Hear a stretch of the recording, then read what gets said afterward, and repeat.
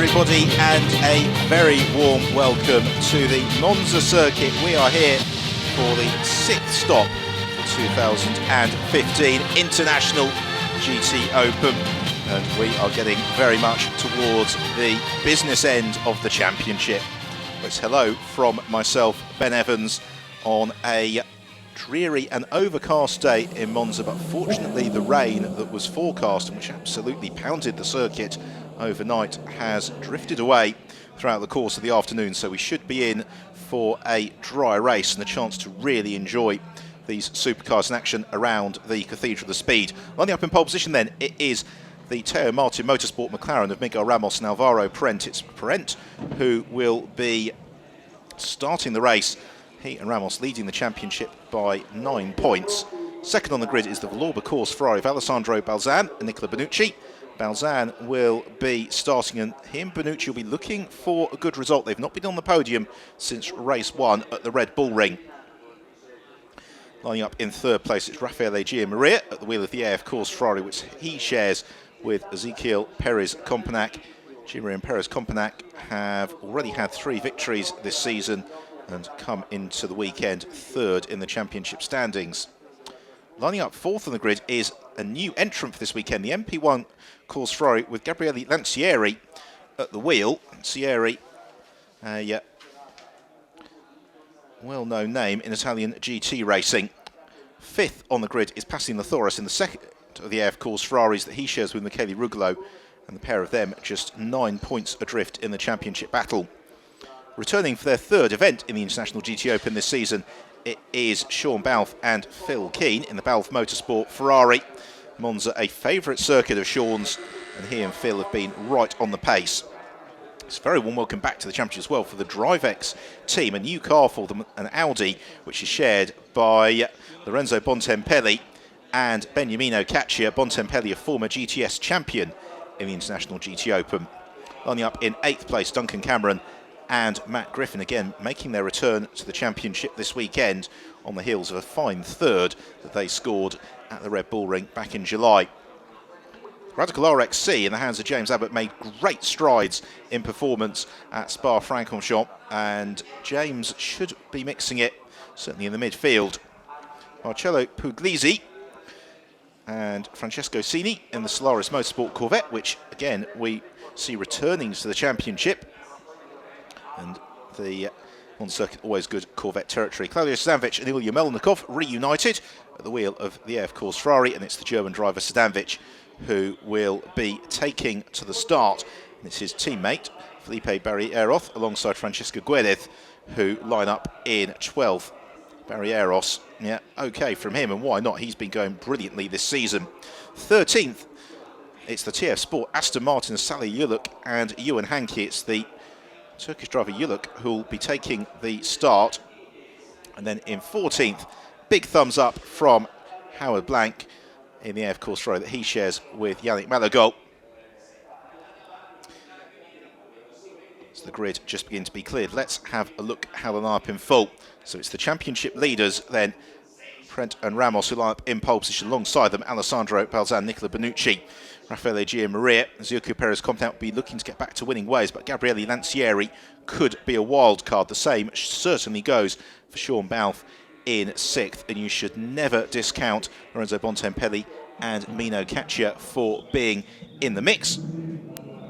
James Abbott in 9th place, just clear of Marcello Puglisi, and then Claudio Stanvich and Felipe Barrieros. With the TF Sport Aston Martin, I think we could expect to see that car really moving up through the field over the course of the next 70 minutes. A good sized crowd as ever in Monza, out to enjoy the action from the International GTOpen. Thank you very much for your company here in Italy this weekend.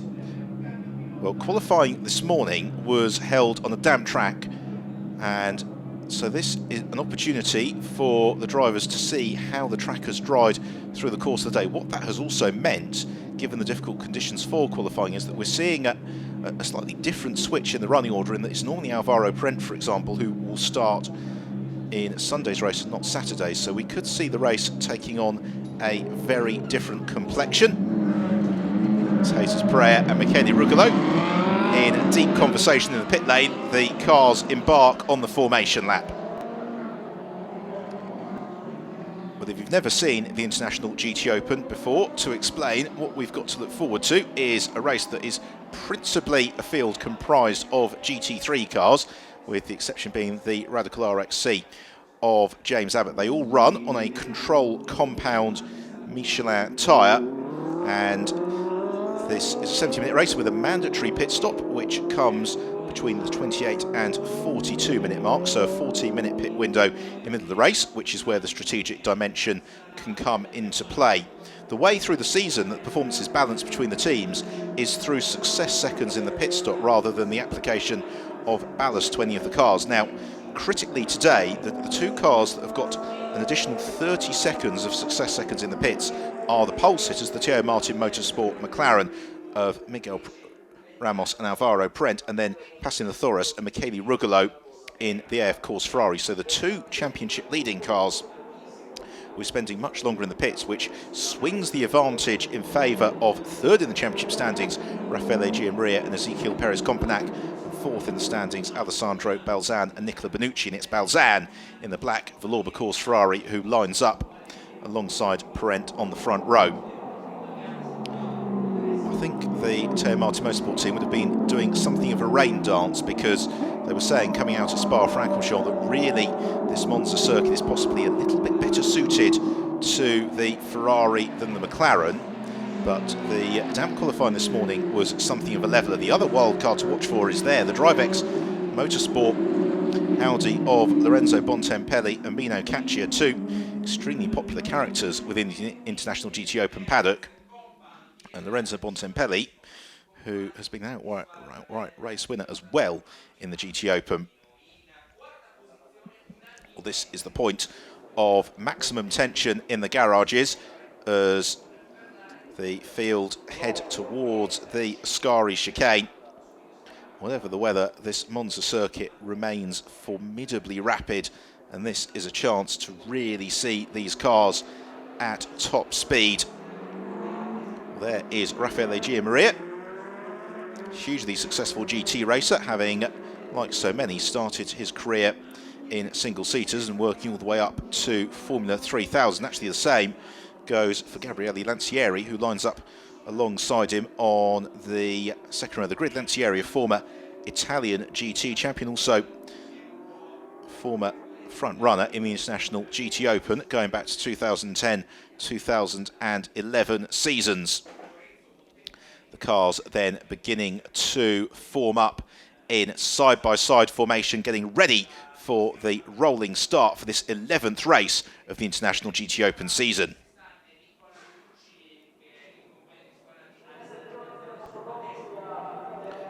Alvaro Parent pacing the field into the Parabolica in the immaculate Vodafone Teo Martin Motorsport McLaren. Alongside them on front row of the grid is the Valour Course Ferrari of Alessandro Balzan as they head around the Parabolica. It's eyes to the gantry. We're about to go racing once more in 2015 in the International GTOpen. This is going to be quite the charge towards the Rettifilio for the first time as we wait for the red lights to flash out, which they do now, and away we go. Sprinting along the start and finish straight, and it's Parent who gets the immediate advantage. In fact, over Alessandro Balzan, there's a dispute going on for third. Lancieri in the red Ferrari to the outside of the black machine of Giammaria. It's Raffaele Giammaria who claims third. Fourth, Lancieri. Fifth, Thoras. Sixth is Sean Balfe. Seventh, Duncan Cameron. And up into eighth place has come Marcello Puglisi. There is Puglisi in the Solaris Motorsport Corvette.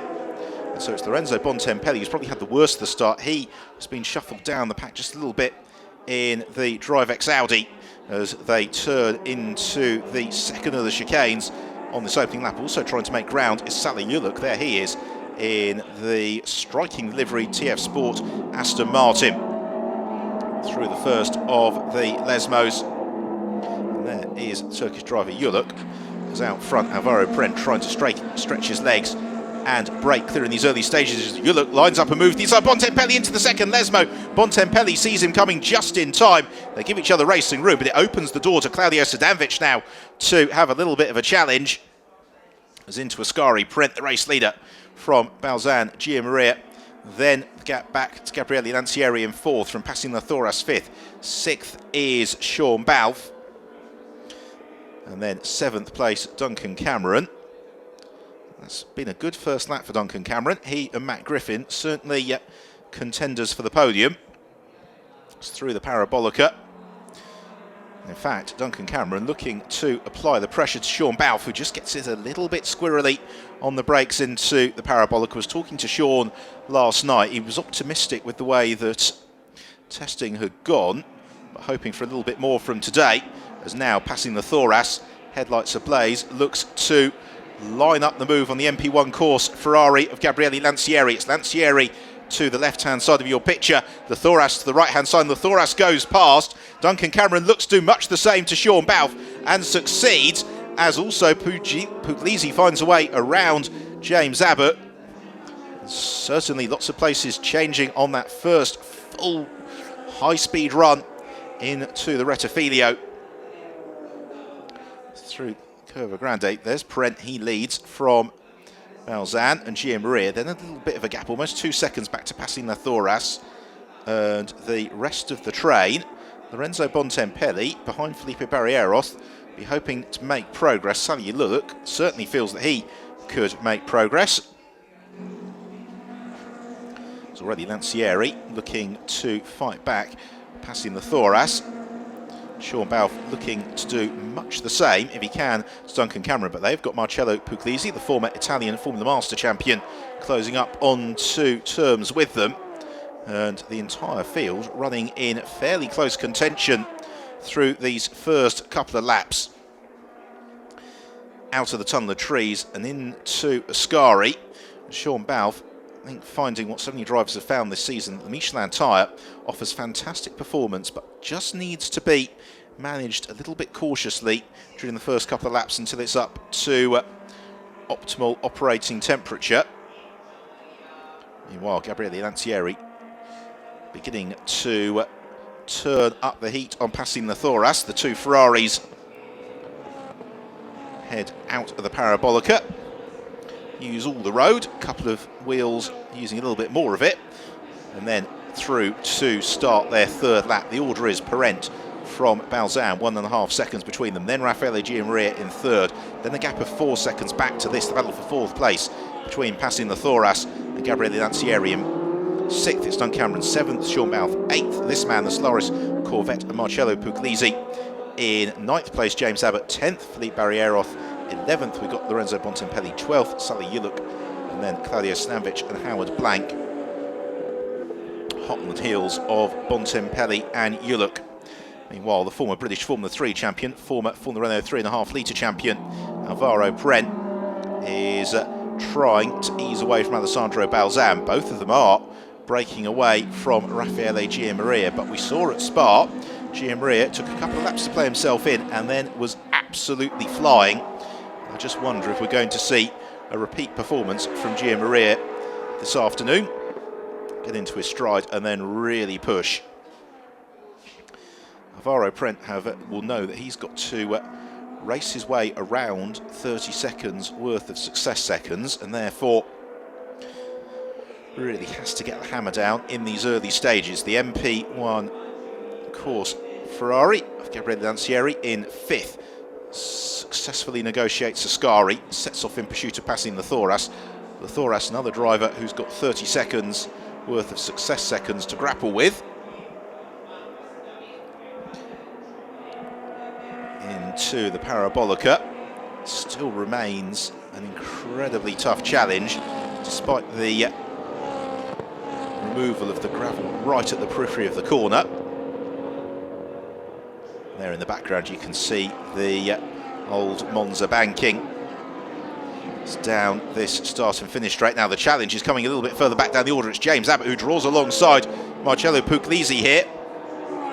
Abbott looks the inside of the Corvette. He can't find a way past, but this is great stuff from James Abbott. And as we were saying on the grid, the Radical RXC, really having had a step up in its performance over the summer, and now right up there towards the sharp end of the field.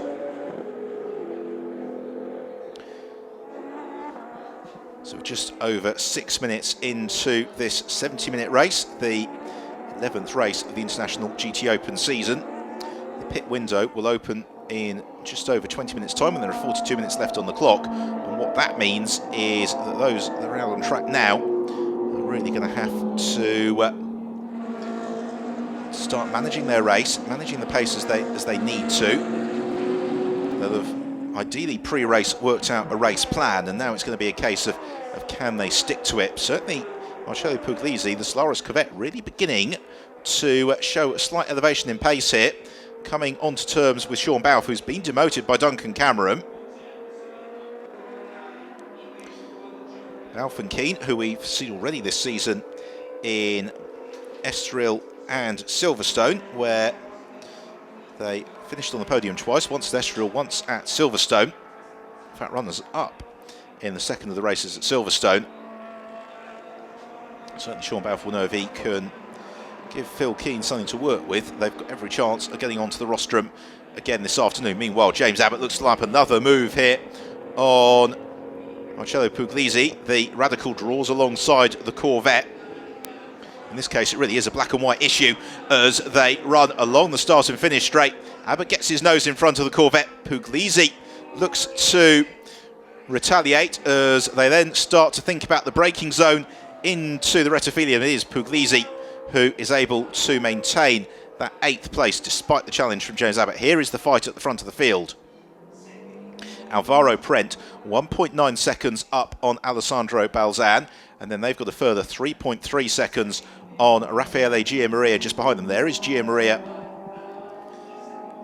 in the first of the AF Course Ferraris, and he doesn't have success seconds to worry about. He'll also know come the second half of the race that his co-driver Ezequiel Perez-Compenac has possibly got the legs on Nicola Bonucci, who'll be taking over from Alessandro Balzan, and therefore if he can keep the leaders in sight, then that will play them in very nicely for the chance to challenge for a 4th victory of the season, and one that would bring them right back in to the championship battle.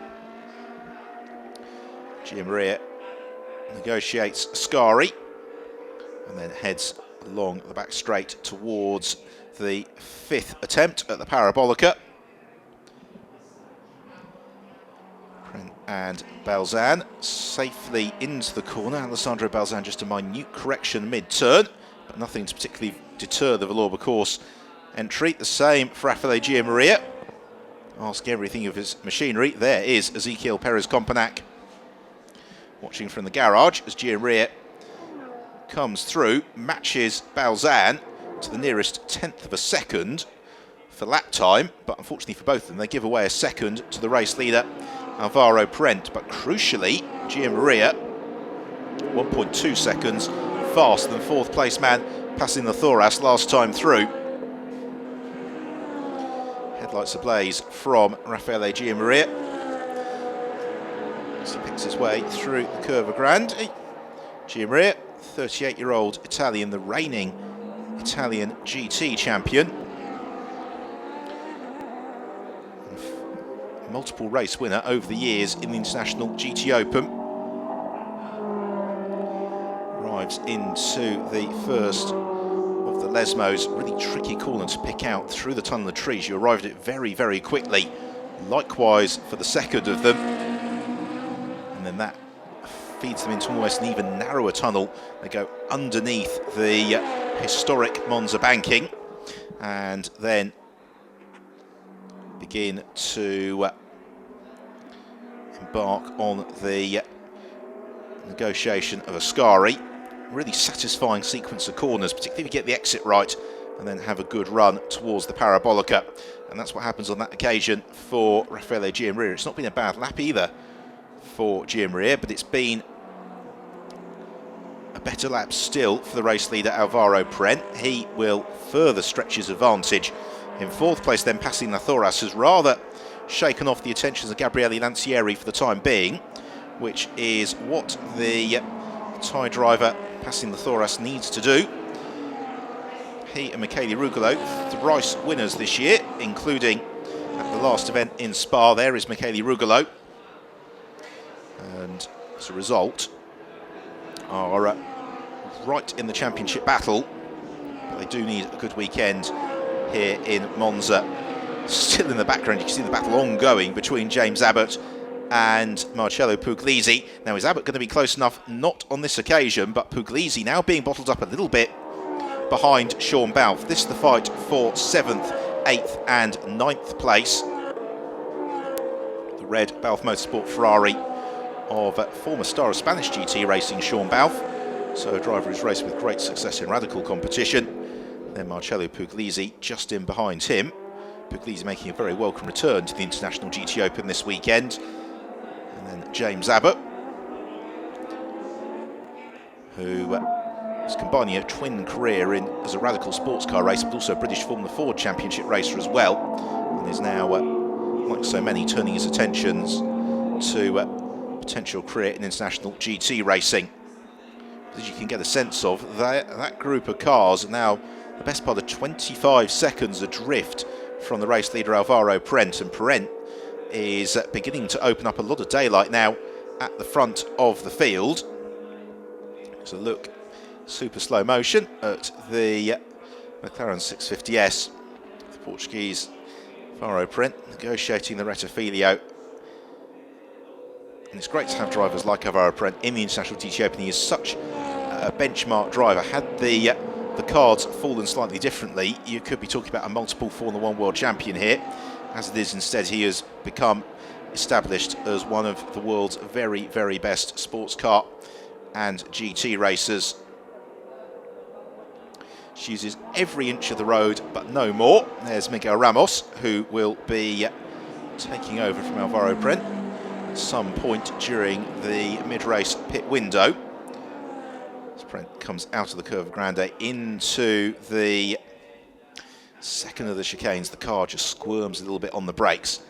Alessandro Balzan, former European Ferrari Challenge champion, former Grand Am GT champion, who has been racing very successfully in the United States as well this season in a twin campaign. As now Sean Balfe comes under pressure from Marcello Puglisi, and Puglisi looks for a gap that was never there around the outside of the Curva Grande, and he's going to look to try and challenge the inside of the chicane. Sean Balfe has absolutely none of it, parks the car in the middle of the road. Great racing between the pair of them, and this is really the beauty of GT racing, is you just suddenly have these battles that spark into life. It's also the beauty of multi-mark racing, which is that the Ferrari will be strong at different points on the circuit to the Corvette, and that's where the element of tactical drive and the element of thinking ahead comes into play. There is Phil Keane, Sean Balfe's co-driver, as Marcello Puglisi looks like another move. This time looks to the inside of Sean Balfe into Ascari. Balfe sees him coming, shuts the door, offers Puglisi the choice between an accident and the curbs. Not unsurprisingly, Puglisi takes the curb option, and that might just slow him coming out of Ascari a little bit to bring James Abbott into play as well. And that surely is what Sean Balfe will be looking to do if he can just back Puglisi up a little bit. Then James Abbott joins in the battle as well. In the GTAM fight, by the way, that's Philippe Barrieroth, who is currently to the fore of it, from Sally Uluk and Claudio Sadanovic. Alessandro Balzan through the Rettifilio with no drama. So we're 15 minutes in here in Monza, and it's Alvaro Parent who leads the way from Alessandro Balzan and Raffaele Gianmaria.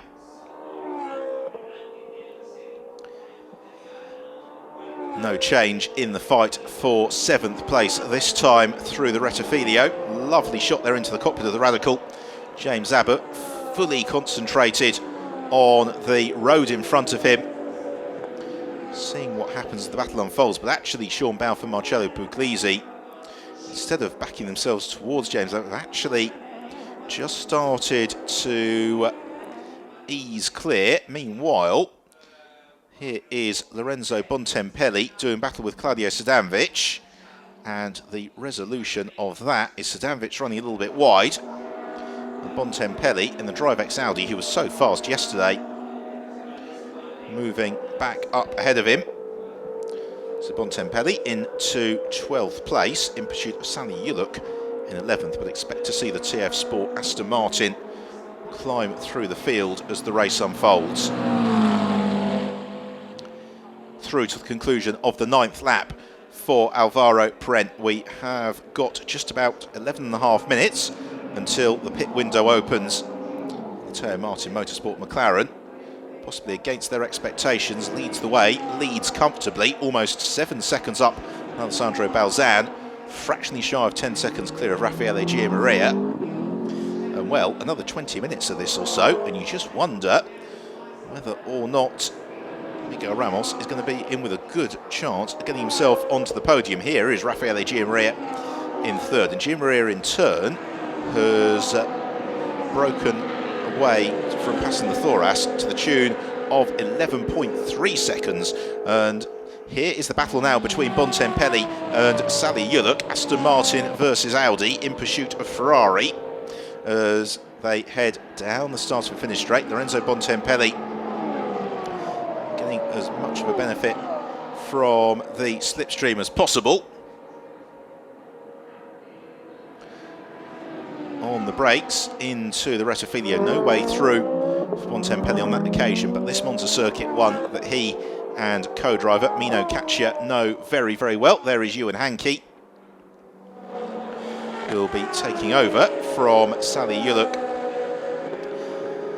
through the pit window. Great battle this for 11th place.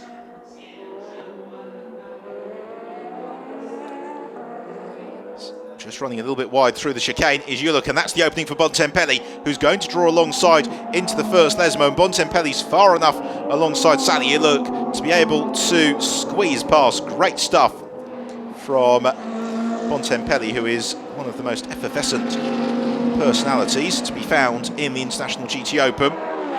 And now immediately Sally Yuluk has got Claudio Sadanovic looking to challenge him as well. Sadanovic trying to line up the move on the Aston Martin as Bontempelli goes off in pursuit of Filipe Barrieroth in 10th place, who was 2.3 seconds clear at the start of the lap. Looks to be about that as we're midway through it. This is the 10th lap of the race. We're almost 20 minutes in. Claudio Sadanovic trying to close up to Sally Yuluk. Yuluk, though, taking a nice line through the Parabolica.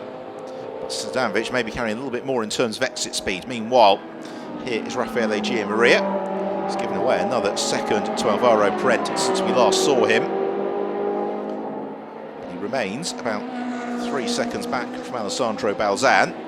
So he's doing a good job of keeping tabs on that gap, which is really the one that he needs to manage, because that's going to give Ezequiel Perez-Compagnac the opportunity to really harass and harry Nicola Benucci in the second phase of the race. Benucci will take over from Balzan in the Vlorba Course Ferrari. Ezequiel Perez-Compagnac will take it over from Giammaria in the car that we're currently watching through Scari and onward towards the Parabolica. This section of the circuit running along the back of the paddock through the magnificent Royal Park here in Monza. It's one of the most picturesque situations of a racing circuit anywhere in the world. Looks absolutely brilliant. Meanwhile, Duncan Cameron is now being reeled in once more by Sean Balfe, who, having had the hurry up from Marcello Puglisi, has been able to break away from James Abbott, keep the Corvette behind him. And now Duncan Cameron under a little bit of pressure. Cameron, though, who's really made a big leap in terms of performance this year, and each and every year Duncan Cameron seems to be going better than the one before it. 2015, no exception. Ian McGriffin, a very potent driver pairing. Across the line, the pair of them go into their 12th lap.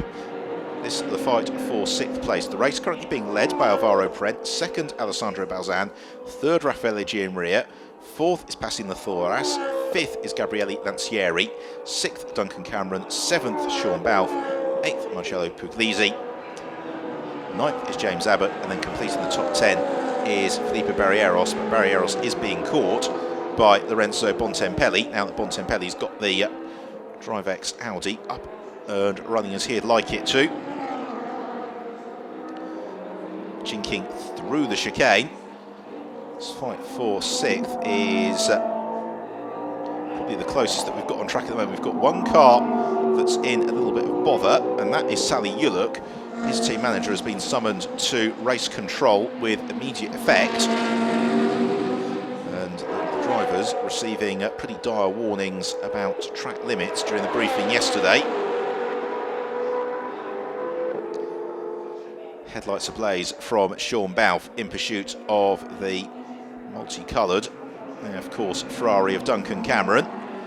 Cameron flip-flops his way through Ascari, gives away a little bit of ground though to Sean Balfe, and Balfe on the exit might just be in a position to challenge. He's not going to be quite close enough, is he, by the time they arrive into the Parabolica, and Marcello Puglisi behind in the Solaris Motorsport Corvette, not able to do anything either. So it's the A, of course, Ferrari of Duncan Cameron, which will prevail in 6th position. Meanwhile, here is Alessandro Balzan, now almost 10 seconds back from our race leader Alvaro Perrin, and Balzan still just over 3 seconds up on Raffaele Giammaria. That gap between 2nd and 3rd has remained static really since the opening couple of laps of the race, as we are just 5 minutes or so away from the opening of the pit window. The expectation would be that none of the top 3 cars will peel into the pits, but passing the Thoras will duck him from 4th fairly quickly as Nicola Bonucci readies himself. Take over from Alessandro Balzan. We'd also expect to see in Duncan Cameron from 6th, hand over to Matt Griffin, and Sean Balfe from 7th to pass over to Phil Keane. And what we've seen quite often this year in the International GT Open is a flurry of pit stops at the very start of the pit window and a flurry of pit stops at the very end of them. So we're almost 25 minutes in, and it is Alvaro Perrin who has led throughout as he comes through to complete his 13th lap.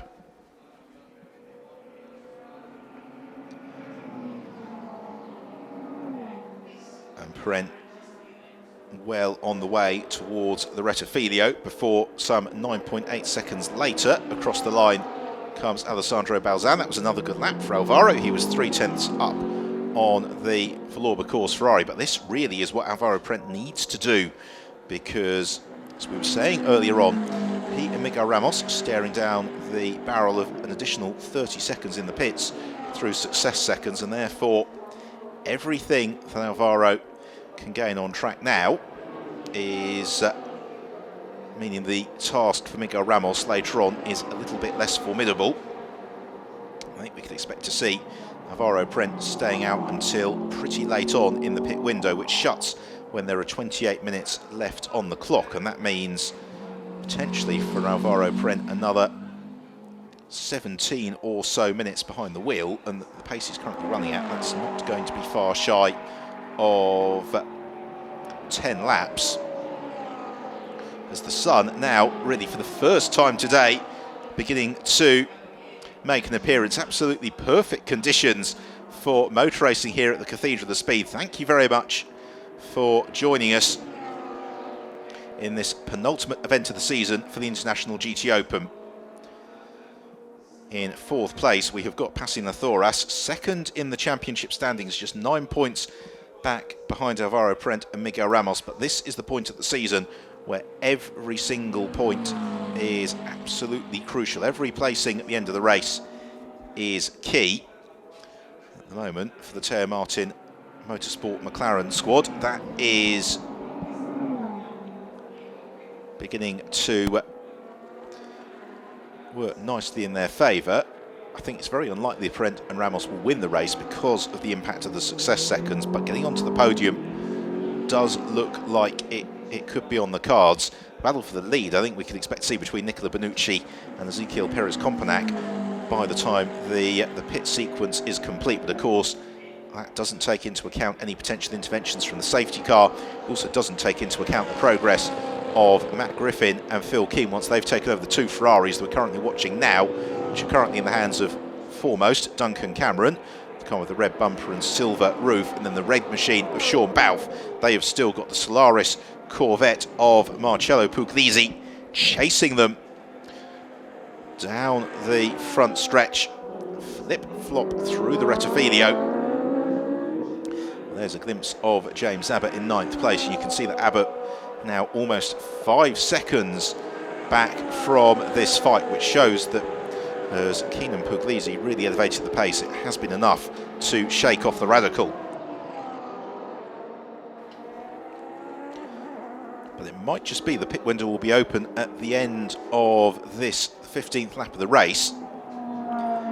If that's the case, got to wonder whether or not we'd see Duncan Cameron and Sean Balfe with the luxury of being able to jump towards the pits on this occasion. That would also probably be quite good news for Marcello Puglisi, because it would release the Solaris Corvette into clear air for the first time this afternoon and give Puglisi the opportunity to give us a demonstration of just what the car is able to do. Into Ascari then for the 15th time. This is the battle for 6th place. Duncan Cameron from Sean Balfe and Marcello Puglisi. And Puglisi not really able to make much more of an impact. A little bit of a look at them in slow motion through the Rettifilio. All of them absolutely clipping the apex at the perfect point. Gives a bit of insight really actually into the standard of competitor in the International GTOpen. All these drivers really at the very top of their game. And so they are going to in fact go into another lap just before the pit window sneaks open.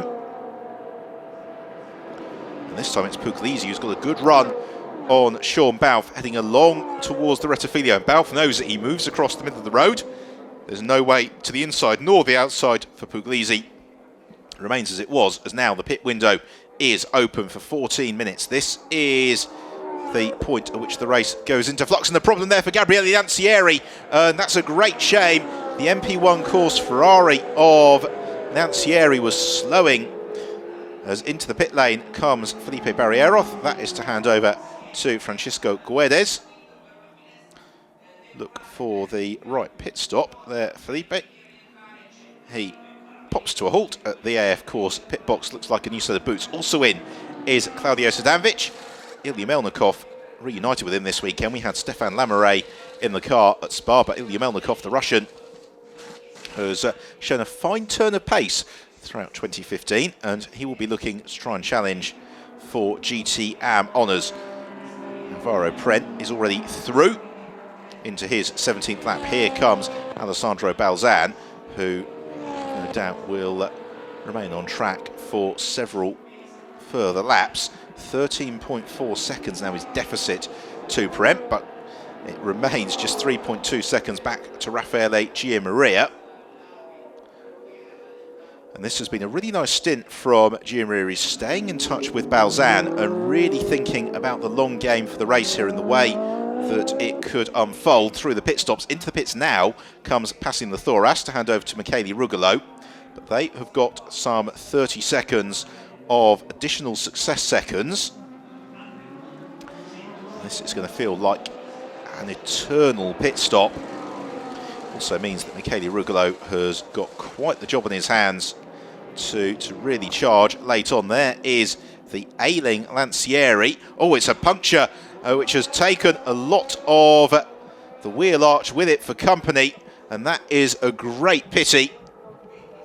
And it's going to be a very, very long way back to the pits for the MP1 course Ferrari. Now I hope, with all that debris scattered, that we don't see the intervention of a safety car, but certainly there's clearly going to need to be something to be done to get some of that debris off the road. There is Lancieri doing all he can to get the car, and it is somewhat unusually, in fact, a rear left puncture.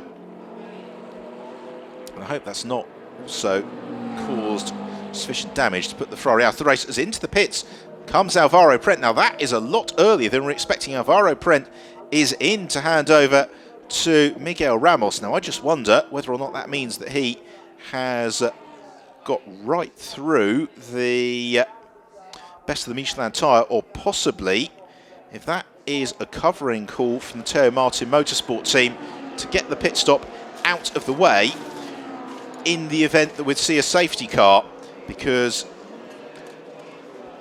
we have seen that track position is critical. If you do get a safety car in the middle of the pit cycle, that's my only real thinking on that, because it's a very early pit stop, as meanwhile Marcello Puglisi looks to the inside of Sean Balfe, and Balfe, not unsurprisingly, peels to the right hand side of the track and ducks into the pit lane, as indeed does Duncan Cameron. It's Matt Griffin who will take over from Duncan Cameron. It's Phil Keane who will take over from Sean Balfe. As also rolling into the pit lane as well is James Abbott. So the pit's busy very, very early on. I think the only surprise in that was Alvaro Parent, but Parent, having built up the buffer, may have got through the best of his tyres, and the team may have just decided to get the pit stop out of the way. Here is then our new race leader, Alessandro Balzan, and Balzan and Gia Maria remaining on track. They now run first and second in the race. And Balzan has been lapping in the 1 minute 49s pretty much consistently. His best lap of the race, 1 minute 48.4. Raffaele Gia Maria, his best lap of the race, 1 minute 48.6, but has been a more consistent visitor to the 1 minute 48 second bracket. Also into the pits is Salih Look, that is Ewan Hankey, former Carrera Cup racer in the UK, who somehow squeezes himself into the cockpit. It's across the line for Alessandro Balzan on to the 19th lap, as we are approaching half race distance here in Monza. 70-minute race, got just under 37 minutes of that remaining. Pit stops are well and truly into play, but it's Balzan who leads from Raffaele Gia Maria.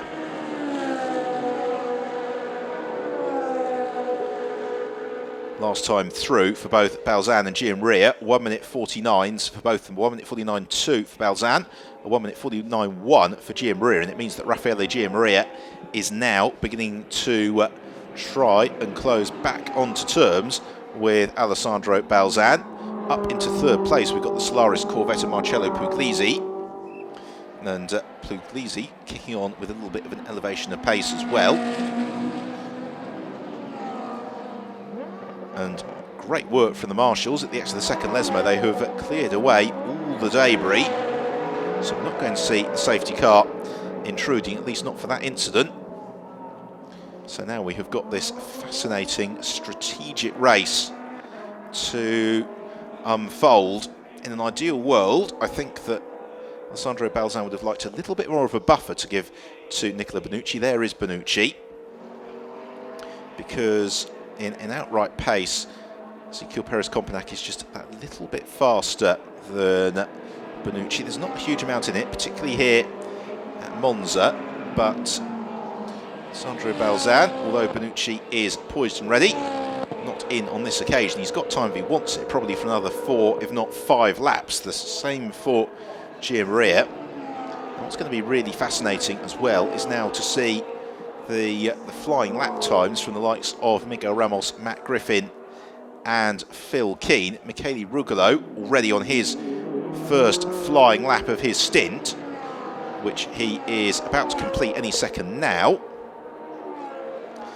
And Rugolo does his personal best lap of the race, 1 minute 48.7, or rather the car's best lap of the race. The other good news is that Valentino Fornaroli has taken over from Gabriele Lancieri in the MP1 course Ferrari, which has got back out on track. So fortunately, that puncture not causing too much damage. So we are just over half race distance. This is our race leader, Alessandro Balzan. What's turning into a very nice early autumn day here in Monza. It certainly didn't start like it. It was weather to launch an arc first thing this morning, but thereafter it has steadily cleared, and into the pits as well is Marcello Puglisi. That is Francesco Cini, who will take over from him in the Solaris Corvette. Francesco Cini, the reigning Euro V8 champion from last season. So here is Miguel Ramos. He is in pursuit of Howard Blank, who hasn't yet ventured towards the pits, to hand over to Yannick Malayol, and Howard Blank will go on for another lap. Now, this is into the pits for Alvaro Parent, who, well, launches the trick shot of the tyre into the air canister. Now, there is a possibility that that might just come under a little bit of investigation, because I think it looked a little bit worse than it was, just because of the angle with which the tyre was glanced. But nonetheless, it's the sort of thing that you want to avoid in the pits.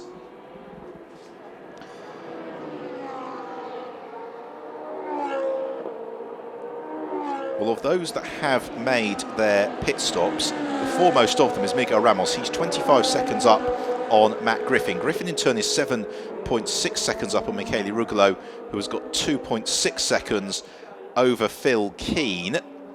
So the car's currently in 6th, 7th and 8th. Now, crucially, both Griffin and Rugolo are running a little bit quicker than Alessandro Balzan. There's not a lot in it, I have to say. And so this is looking as if it's a smart call from both of the Lauber Course and the AF Course teams to keep these cars out. They've got another 4.5 minutes of the pit window. So they could, I think, do 2 more laps after the one that they're about to complete, which would take them on to the 23rd lap of the race.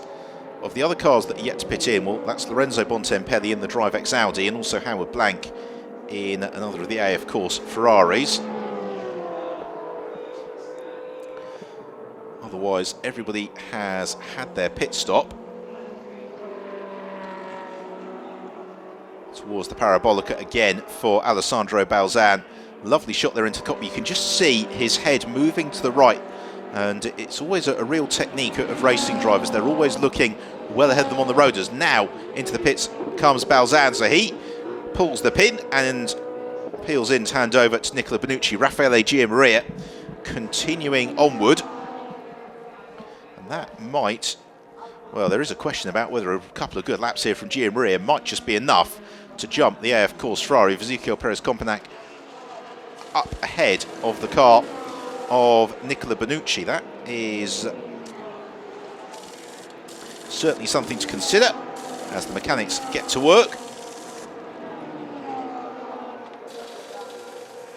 Meanwhile, Michele Rugolo is flying. He is constantly in the 1 minute 48. Here is Miguel Ramos. Ramos, his last lap was a 1 minute 50.1.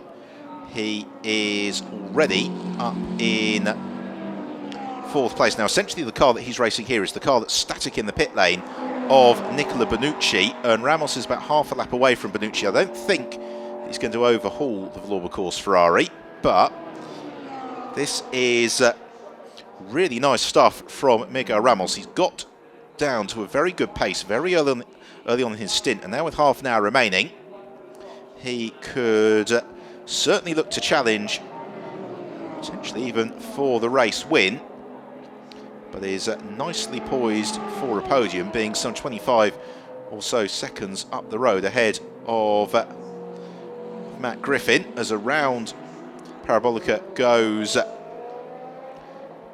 Ramos, Beniamino Cascia takes over from Lorenzo Bontempelli in the pits. Here is Raffaele Giammaria, and the way that he attacks the Parabolica suggests no inclination for the pits. But of course, get that wrong, because he then darts across at the last moment, gets the car stopped to the pit lane speed limit, and he is going to hand over to Ezequiel Perez-Compagnac. And it's going to be at the end of the next lap where we'll be able to give you a definitive order and the gaps that then need chasing down through to the end of the race. So the door is open as Giammaria jumps out. Maybe we would like to be out of the cockpit a little bit sooner than that, as in gets Ezequiel Perez-Compagnac. The AF Course team get underway to strap the Argentinian into the car. Miguel Ramos, meanwhile, has been able to jump Benucci, has he, through the pit stops? That's certainly what it looks like. We just need to have a little bit of a look into the background. Yes, he has. So Miguel Ramos, fantastic stuff from Ramos, and Parent, they have been able to overhaul the Villorba Ferrari through the pit stops, and now Miguel Ramos is, well, where is this going to feed him out in relation to Ezequiel Perez Companac? There is surely not going to be very much in it. Keeping one eye from our commentary box, which looks over the end of the pit lane. Meanwhile, here is Michele Rugolo to the inside of Francesco Cini. Only ever going to be one winner there. So the commentary box looks to the pit lane, and I can tell you that now, coming out of the pits, is Ezequiel Perez Companac. As straight on the chicane is James Abbott. We've got waved yellow flags at turn 1. Reason for that? No, not. Yes, there it is. Francisco Guedes has come to a halt. So Guedes in a little bit of bother. Here is Ezequiel Perez Companac, who, for my money, is going to be the race leader by the time this is all shaken through. Everybody has now made their mandatory pit stop. And here is Ezequiel Perez Companac. He and Raffaele Giammaria in pursuit of their 4th win of the season. It's a win that would pay them 22 championship points and bring them right back into the championship battle.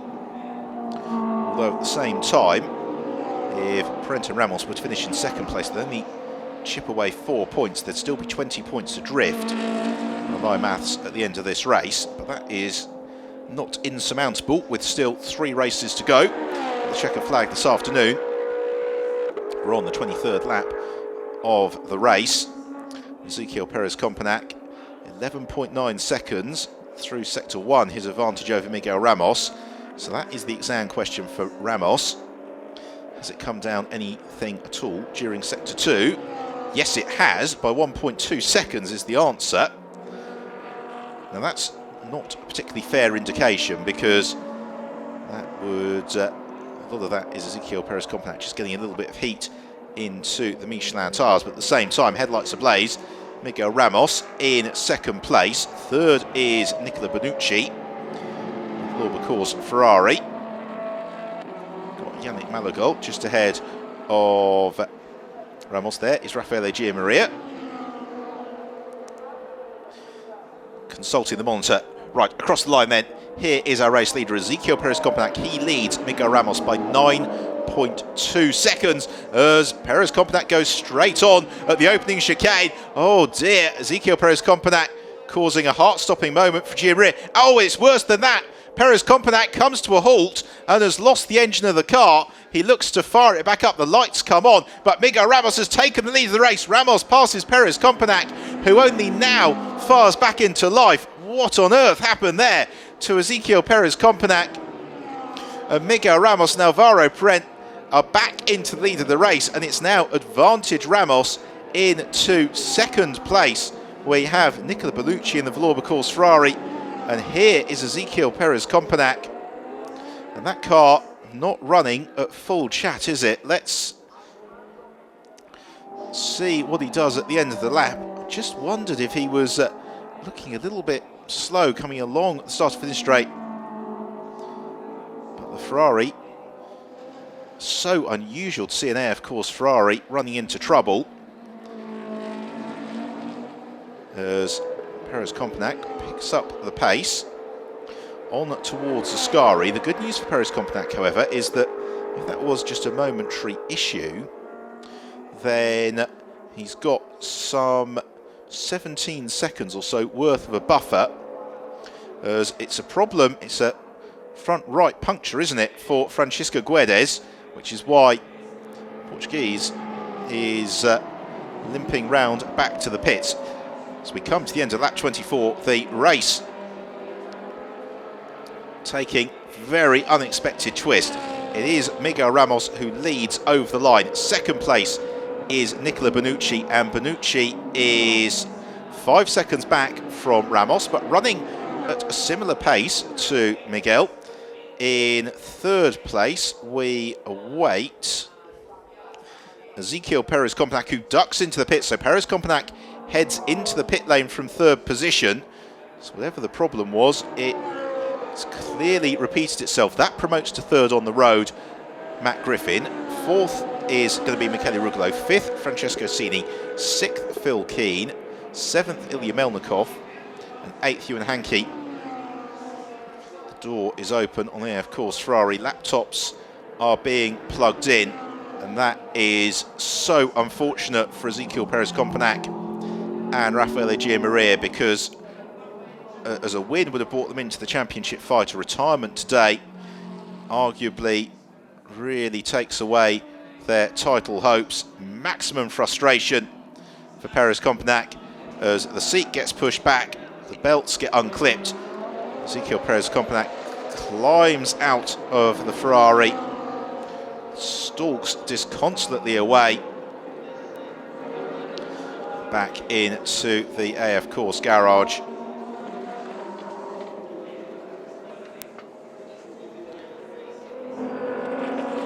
Well, bad luck for Giammaria and Perez-Compenac equates good fortune to Miguel Ramos and Alvaro Peren. They now lead the way, and they are set fair for potentially their second victory in a row. Ramos leading Nicola Benucci by 5 seconds. Has that extended over the course of the last lap? The answer is yes, it has, by almost a second. It goes out to 6.2 seconds.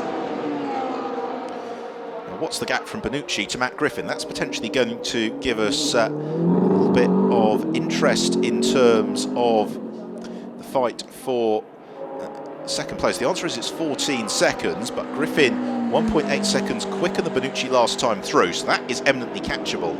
And that again could have a crucial bearing on the championship, because an excellent weekend for Balzan and Benucci, a misfortune for others, could have brought them back into the fray, but they would lose 4 points. Griffin would find a way past, and also Michele Rugolo is only another 6 seconds behind Griffin. So Michele Rugolo passing the Thoras could find themselves sneaking onto the rostrum as well. Miguel Ramos, however, driving absolutely beautifully, consistently in the low 1 minute 49 second bracket, and this is an afternoon where all the potential that we've seen through the season from the Teo Martin Motorsport McLaren is now really being paid off. It's a car that's been developed through the course of the year. It's been better with each successive event, and now Miguel Ramos and Alvaro Peren, with victory today and their principal championship rivals in retirement or off the podium, would give them, I wouldn't quite say one hand on the title, but it certainly gives them the advantage with 3 races remaining. Meanwhile, here is the battle for 5th place between Francesco Cini and Phil Keane, and Keane hustling the Bal Ferrari through Ascari, the slowest Corvette jumping the Ferrari through the pit stops. So we've got just over 20 minutes remaining. Ramos leads, Nicola Benucci is second, Matt Griffin is third, Michele Rugolo fourth. This the fight for 5th and 6th between Francesco Cini and Phil Keane. And it's Keane who gets the run now out of the Parabolica and looks to try and challenge the Corvette, but Corvette thunders along the start and finish straight, and that means that Phil Keane will have to think about doing something very brave on the brakes into the Rettifilio. He thinks about it, he gives it a lot of consideration, finally has to concede that it's probably not going to work out, so files back into line behind Francesco Cini. The frustration here for Phil Keane is that he knows he's probably a second of that quicker if he could get released into a little bit of clear air. Right, here's the second place car of Nicola Benucci in the Villorba Course Ferrari.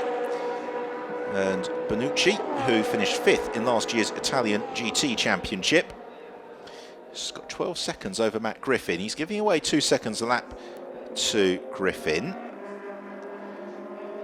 So this is probably just advantage Griffin, as Mino Caccia and Miguel Ramos run in tandem towards the Parabolica.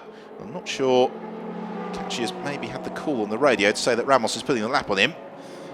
Nonetheless, Ramos finds a way past the Audi. Caccia, who is currently in 10th place. The GTOpen competition, by the way, being led in 7th place by Ilya Melnikov. And then in 8th place, we've got Ewan Hankey. 9th is James Abbott. Mino Katcher is 10th, just clear of Yannick Malagol. And then Valentino Fornaroli.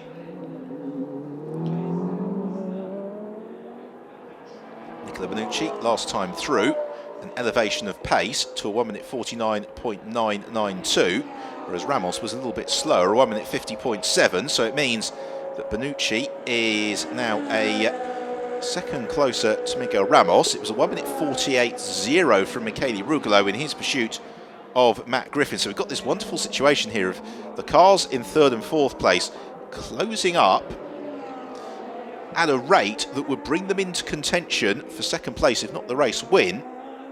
Here is Matt Griffin in 3rd. Griffin, a single-seater contemporary of Lewis Hamilton back in United Kingdom Formula Renault racing before making the switch to GT racing, where he's rapidly been established as one of the top drivers in international GT racing.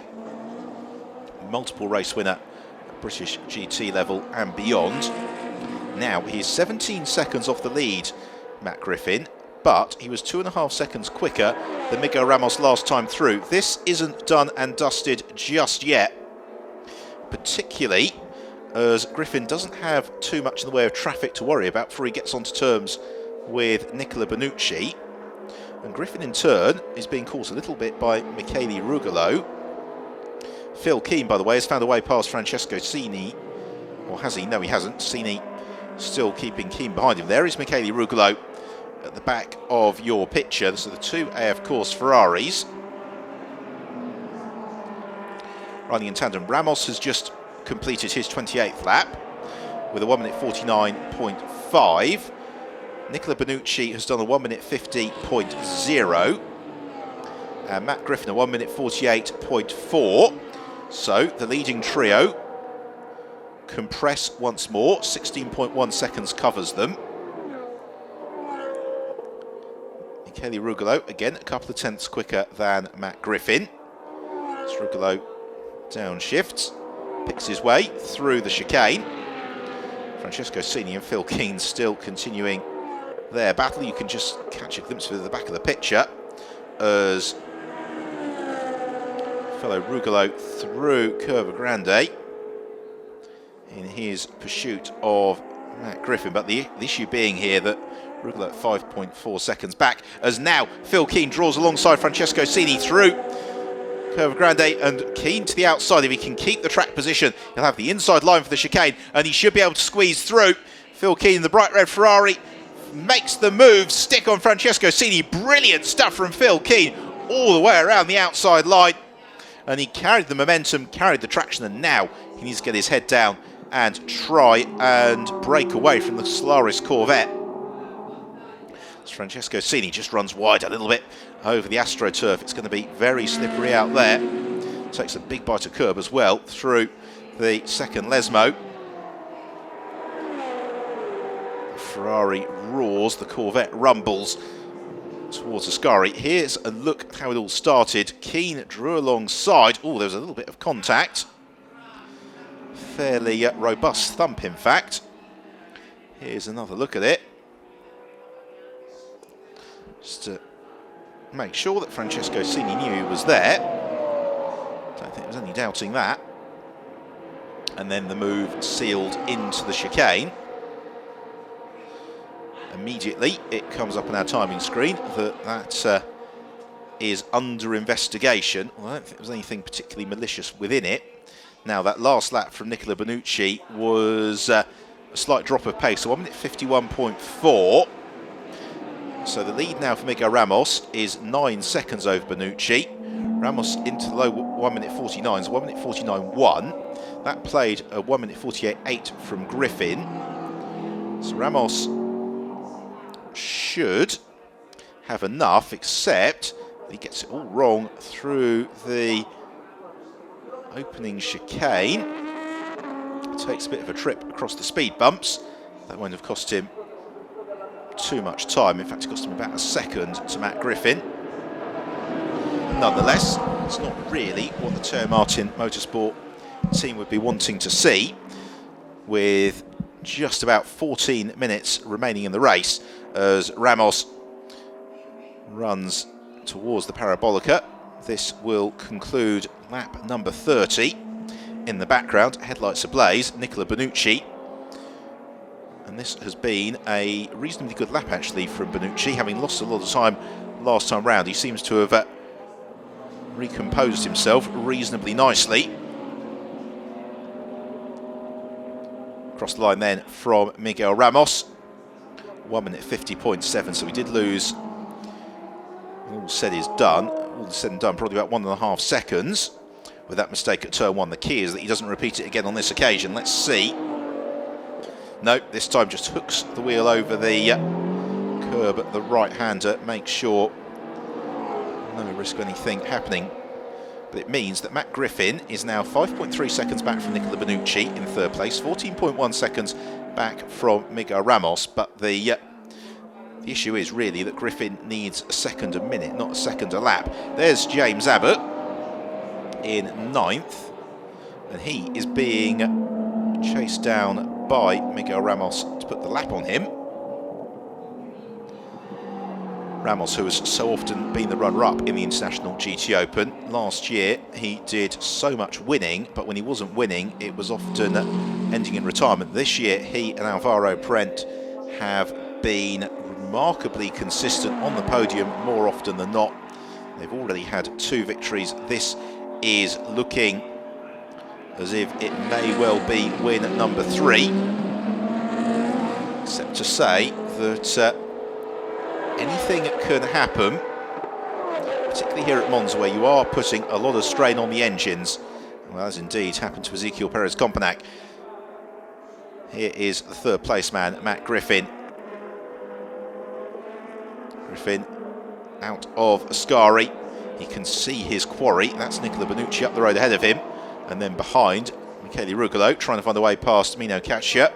Benjamin Caccia moves to one side of the road, having had the flash of the headlights from Michele Rugolo, and the Drivex Audi doesn't put up any resistance. So there is Rugolo in 4th, Caccia in a reasonably secure 10th, although he's got Yannick Malagol closing up onto his tail.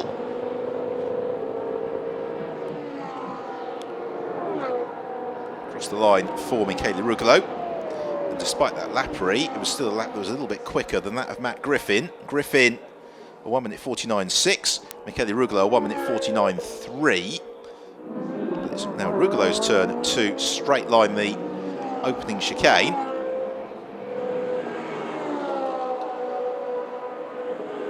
Rugolo's got no concerns about losing that 4th place unless it all goes very, very badly wrong. Phil Keane is 15 seconds or so back down the road. Rugolo flicks through the chicane. Let's another look at it. Yeah, and that was astute driving from Michele Rugolo. He realised pretty much as soon as he turned into the apex that he wasn't going to make it, and took the safe option, straight line in the chicane. Plenty of instructions being conferred via the pit wall. There's a good battle going on just behind Michele Rugolo. That is Benjamin Caccia, who has been caught now by Yannick Malagol, as Alvaro Prent debriefs to the Teo Martin Motorsport team. And they would really like the next 10 minutes or so to absolutely fly by, because Miguel Ramos has got a comfortable advantage. It's probably going to be 10 seconds or so at the end of this lap, but every lap of the circuit you're putting the car at risk. He crosses the line with exactly 10 minutes remaining, which means we're going to have 6 more laps in this race, and this has been a fantastic performance from Miguel Ramos. He has been within really a second of the pace that Alvaro Prent was setting throughout most of the early stages. And Ramos now leads Bonucci by 10.4 seconds. He leads Matt Griffin by 13.2 seconds. It's not particularly closing up on to James Abbott. He doesn't really need to worry about it too much.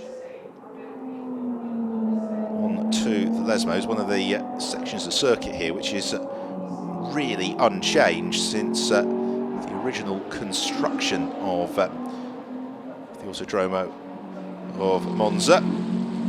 The chicanes, of course, added in the early 1970s. Before then, it was pretty much a flat-out blast all the way to Curva Grande, and likewise, the Ascari complex wasn't in place. The banking really discontinued towards the end of the 1950s, although we did have, in the 1950s, the unique visit of the Race of the Worlds, which is when you had the Indy cars up against the Formula One cars of the day, using the full Monza banking layout. Quite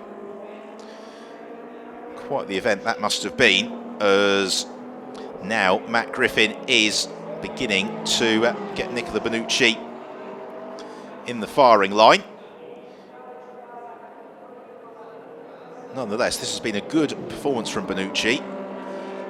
Monza circuit, unlike many that we've been to this year, is one that he knows well, and therefore he has been lapping consistently within about a second and a half of the pace that we saw being set by Alessandro Balzan in the early phase of the race. Across the line, and all the while Matt Griffin closing in. Now, at what point will Griffin be able to try and challenge? Because of course it's one thing to catch the car in front, it's quite another to find your way past it, and some astute defensive driving here from Nicola Benucci might make it very, very difficult for Matt Griffin to find a way through. The key for Benucci is going to be not to drive with his mirrors, just to stick to the racing line, focus on the exit speeds from each of the chicanes and from the second Lesmo, and if he does that, then life becomes very difficult for Matt Griffin. That said, Griffin closing the gap down, and of course, if they start to get embroiled in battle, then it won't be too long before Michele Rugolo comes riding over the horizon as well to join in to make it a three-way fight for second place. Out of the second Lesmo, on towards Ascari. Nicola Benucci, victorious alongside Alessandro Balzan in the first race of the year.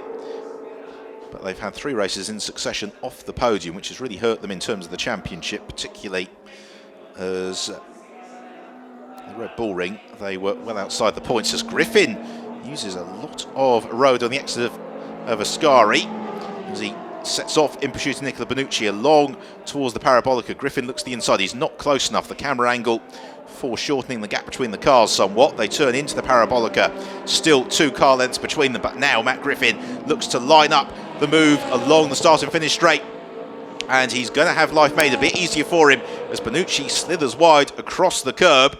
They run side by side, and Griffin is going to be through well before the Rettifilio.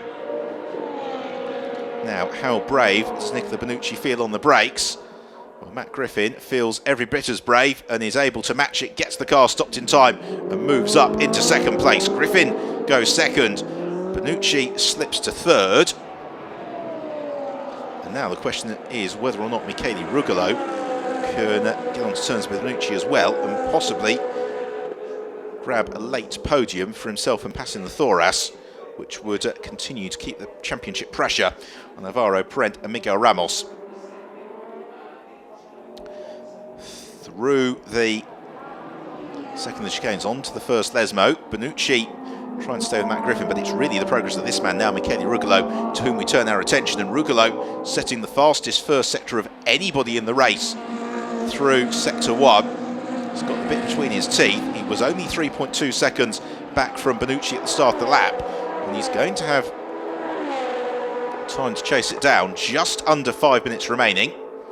Here's a look then at the pass from Griffin. It was just there that Benucci ran wide, losing a little bit of traction, and Griffin, as a result, able to draw alongside and get himself in front.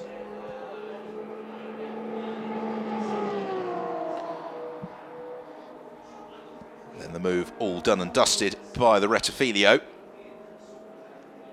So coming to the end of the 35th lap of the race, we're going to have 3 more, including the one that Miguel Ramos has just started. Ramos, I don't think, will worry about the progress of Matt Griffin. It's going to be too much for Griffin to overhaul, 11.8 seconds. But now Nicola Benucci has been comprehensively caught by Michele Rugolo. Now this could be a critical move in terms of the championship. As Rugolo looks to the inside of Nicola Bonucci, no way through.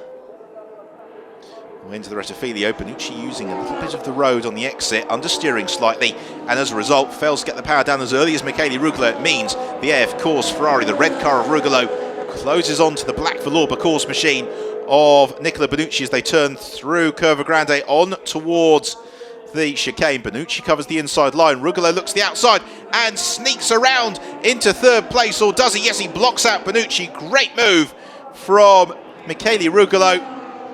Passing the Thoras, bites his knuckles but smiles behind them. And now Michele Rugolo off in pursuit of Matt Griffin.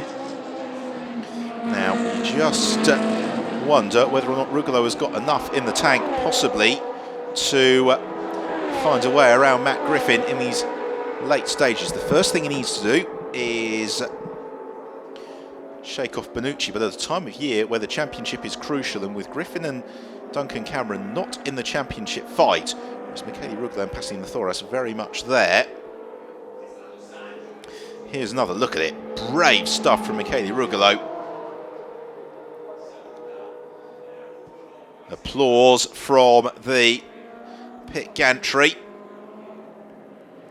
Got 2 minutes and 40 seconds remaining into the penultimate lap of the race for Miguel Ramos in the Teo Martin Motorsport McLaren.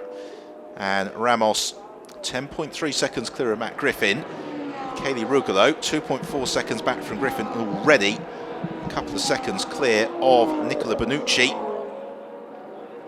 And now Ramos beginning to get into the traffic with James Abbott, who has been going very strongly in this second half of the race, within the 1 minute 50s.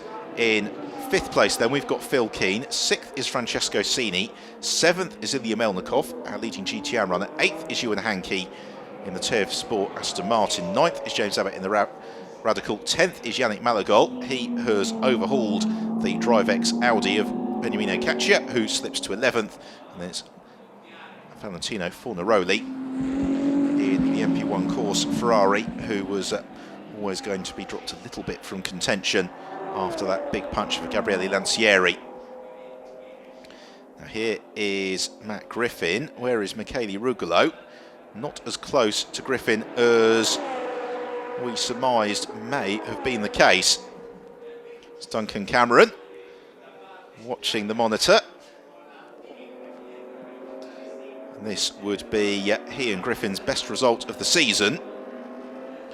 If things were to remain as they are, we're about to head into the final lap of the race. It's been an intriguing race this afternoon. There's a huge moment and a big instant for Nicola Bonucci. A huge accident on the exit of Ascari. He got the car sideways and it snapped across the road, and the Valour course Ferrari has had a huge impact, ripping the front of the car clear on the exit of Ascari, and I suspect that that might be the red flag coming out early. The track is partially blocked with the front of the Valour course Ferrari, as evasive driving is being taken by those around the marshal. Bravely, yes, the red flag is out. The race being stopped and coming to a very unfortunate end. So it's a victory for Miguel Ramos and Alvaro Parente in the Teo Martin Motorsport McLaren, with second place going to Matt Griffin and Duncan Cameron. Here is another look at it. Bonucci was sideways. He got onto the AstroTurf and that snapped the car across, and then a ferocious impact with the retaining wall and the car being spun around.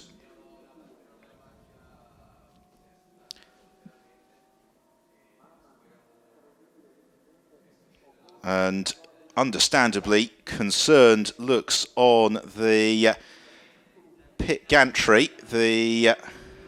Well, that is, I want to see, work ongoing on the car. So it's the win for Ramos and Alvaro Parente. Second place to Matt Griffin and Duncan Cameron. Third, Michele Rugolo and Passing the Thoras. Fourth will be then Phil Keane and Sean Balfe, with, well, really, unfortunately, that incident taking Nicola Bonucci and Alessandro Balzan right out of the the championship fight. A very, very nasty accident and a really unfortunate way to end the race. So here's a look then at the provisional classification. So a third win of the season for Alvaro Prent and Miguel Ramos, and they also get the fastest lap. Great seconds, Duncan Cameron and Matt Griffin. Third, passing Thoras and Michele Rugolo. They are still very much in the championship fight. Well, what might have been for Rafael Echeverria and Ezequiel Perez Compenac, that retirement sees them slip to third in the championship and 46 points off the pace. Prent and Ramos out front from Thoras and Rugolo. And there is the stricken car, Nicola Bonucci.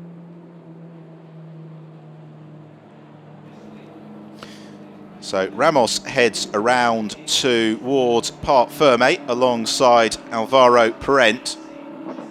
And that is the sight we wanted to see. There is Nicola Bonucci walking away, understandably a little bit tentatively, after an absolutely horrendous accident for the Villorba course Ferrari, slamming in to the Armco barrier on the exit of Ascari. But it's wonderful to see that Bonucci is uninjured. There is what you can see remains of the tyre wall. The Villorba course Ferrari absolutely demolished in the incident as well. But most importantly of all, Nicola Bonucci walking away from the car unaided. And that means that Miguel Ramos and Alvaro Prent can really savour and enjoy this victory in the Teo Martin Motorsport McLaren. Matt Griffin and Duncan Cameron taking an excellent second place, passing Thoras and Michele Rugolo still very much in the championship fight with 3 races remaining. Well, red flag, a slightly unsavoury way to end the race, but a huge smile from Miguel Ramos, number 1. Congratulations all around. Explanations from Michele Rugolo and Matt Griffin just about the incident that brought out the red flag. So Ramos goes to congratulate Teo Martin Motorsport squad.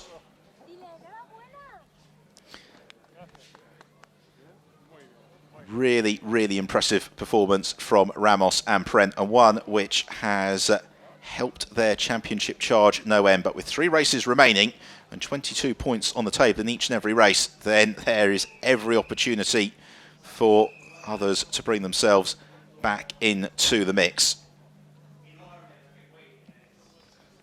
In terms of the GTAM battle, well, that was Ilya Melnikov and Claudio Sadanovic who scored the win from Ewan Hankey, Sally Yuluk, and then Yannick Malagol and Howard Blank, with James Abbott winning in the Cup class. Well, we, of course, have got the second race of the weekend coming up tomorrow, and don't forget to join us at 1:50 Central European time for all of the action.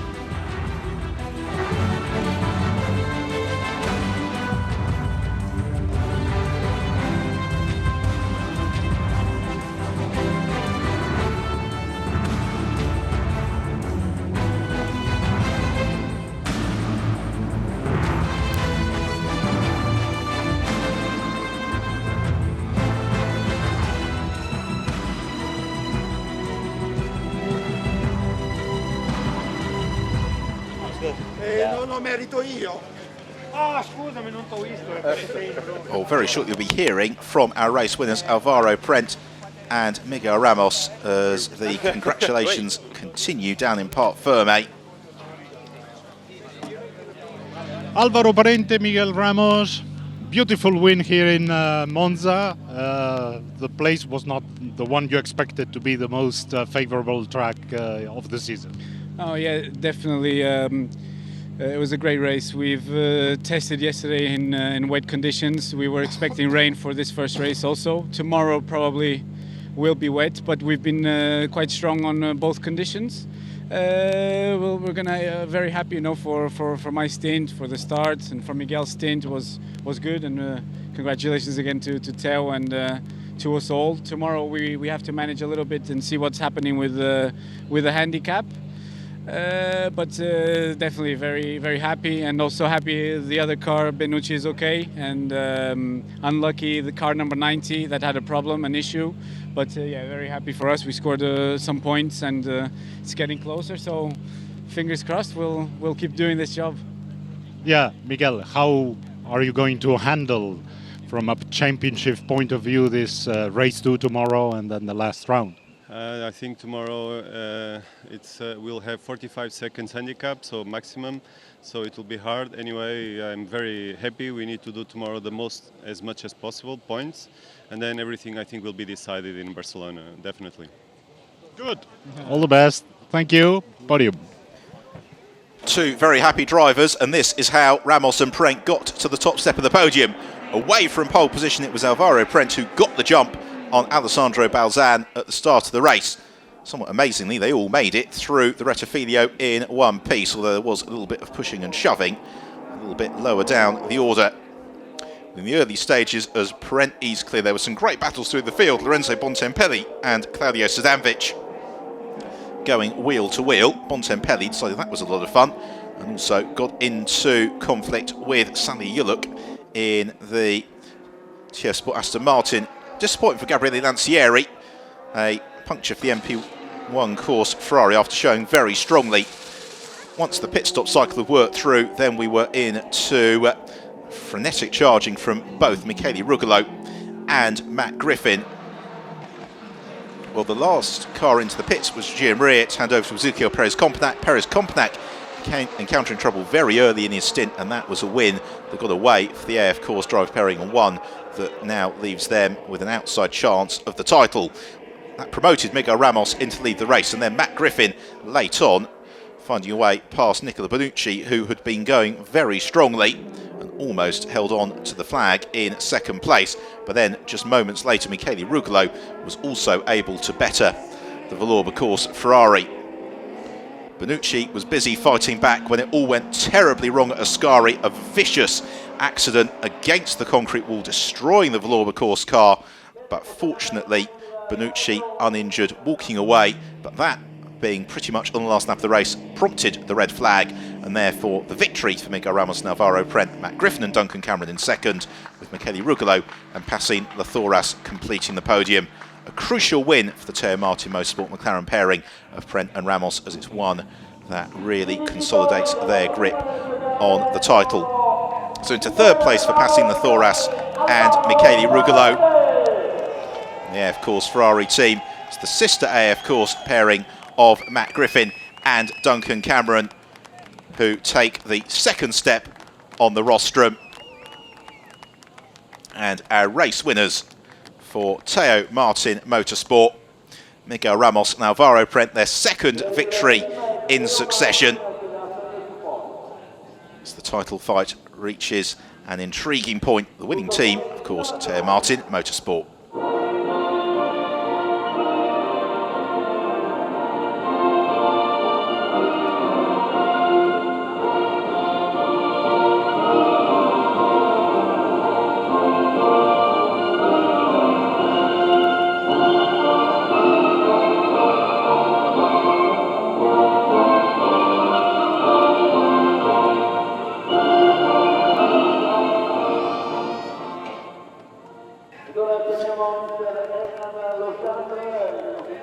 On to the trophy presentation. So third place for Lathoras and Rugolo, but of course, as we're hearing from Ramos and Prent, with the way that the pit handicap's going to work through tomorrow, Lathoras and Rugolo may have an opportunity to take some points off their championship rivals.